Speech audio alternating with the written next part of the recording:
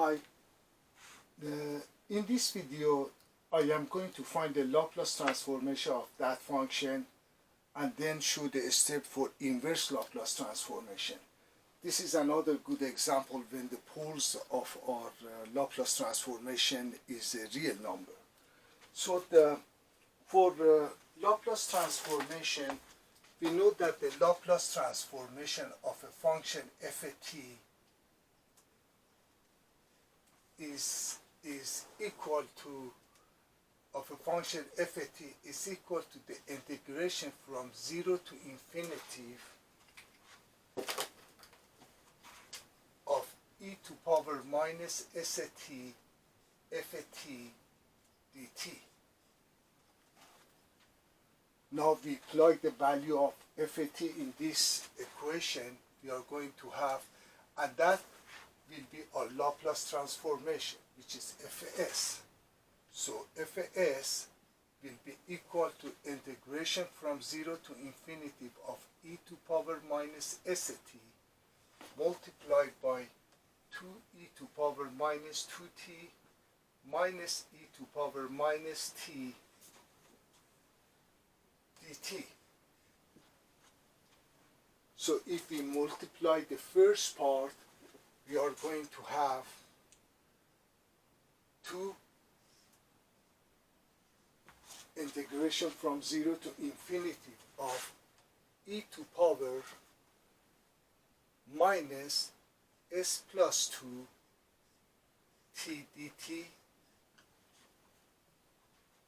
minus the integration from 0 to infinity of e to power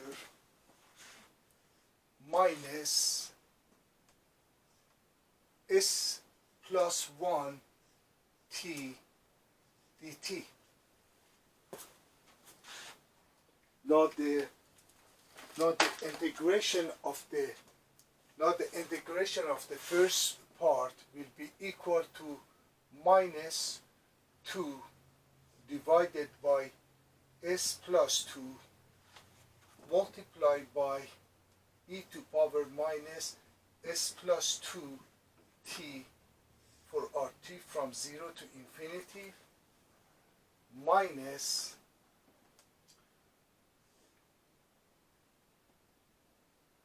divided minus s plus 1 e to power minus s plus 1 t from 0 to infinity.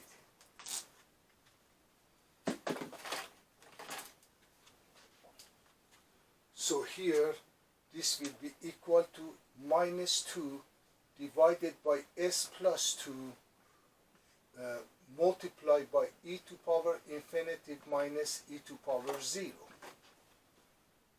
and plus 1 divided by s plus 1 multiplied by e to power infinity minus e to power 0.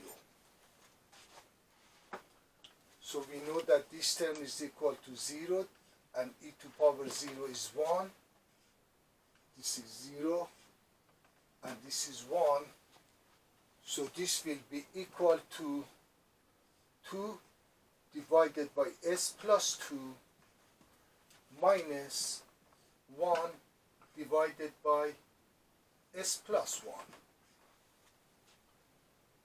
So this will be equal to, let's go ahead and subtract these two. So the common denominator will be s plus 2 times s plus 1.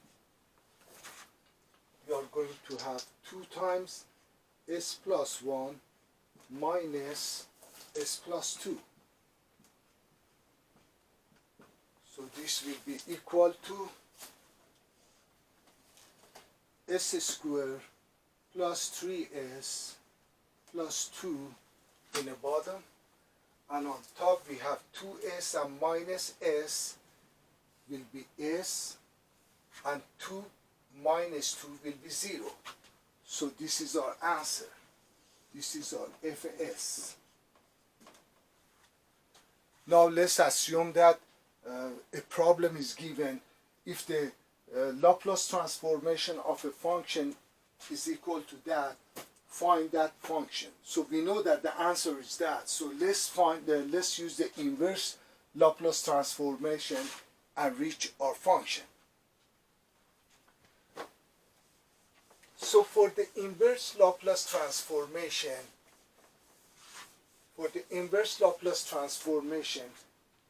the first step, we have to find the poles of FAS. And we say in order to find the poles of FAS, we have to set the denominator equal to 0. So we set s squared plus 3s plus 2 equal to 0.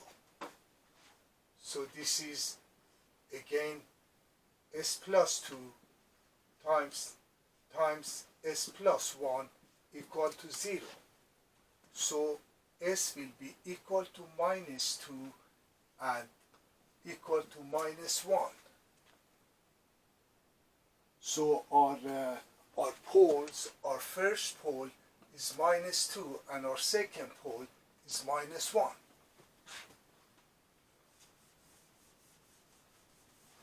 So this is the first step for inverse Laplace transformation.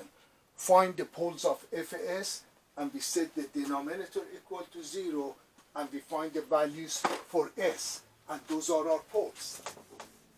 The second step, once we find our poles, find the constant associated with each pole, which can be found in this relationship. The constant associated with each pole, if we call it Cp, is the limit as our s approaches to that pole of s minus p multiplied by FAS. So let's find the constant associated with each pole. So we have two poles. The constant associated with pole minus 2 is the limit as s approaches to minus 2 of s minus p, s minus minus 2. So s plus 2 times FAS, or FAS is s divided by s plus 2 times s plus 1, which is the same. We just factor it out. So s plus 2 and s plus 2 will cancel out. So as s approaches to minus 2, so this will be equal to minus 2 divided by minus 2 plus 1. So this will be equal to minus 2 divided by minus 1. So the answer will be 2. So our constant associated with pole minus 2 is 2.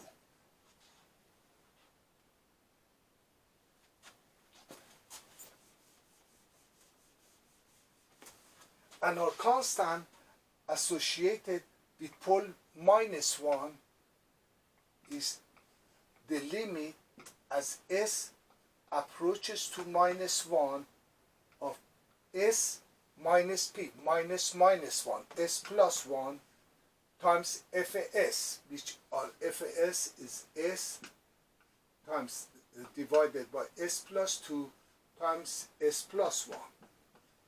So here s plus 1 and s plus 1 will cancel out, and the limit as s approaches to minus 1 will be minus 1 divided by minus 1 plus 2.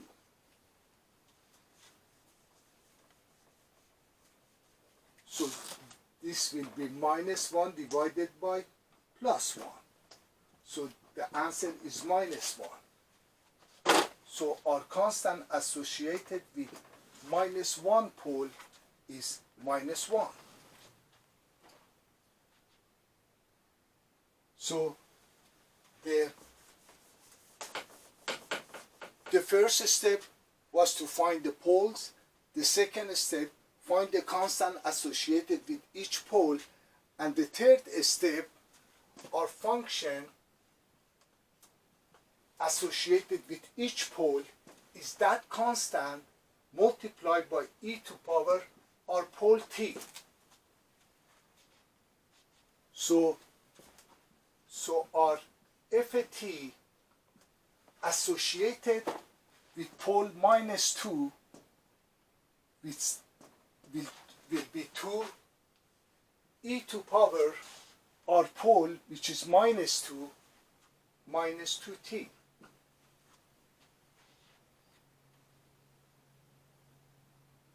Then, for the second part, our pole,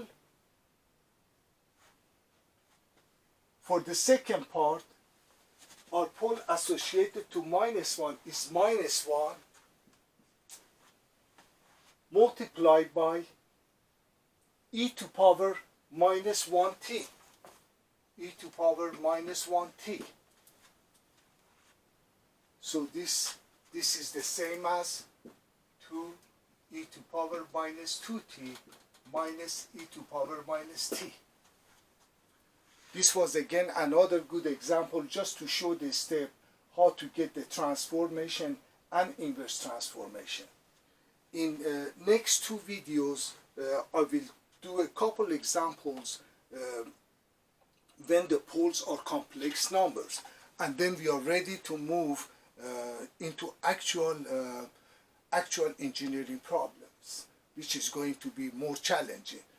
These examples are just to learn the steps. See you later.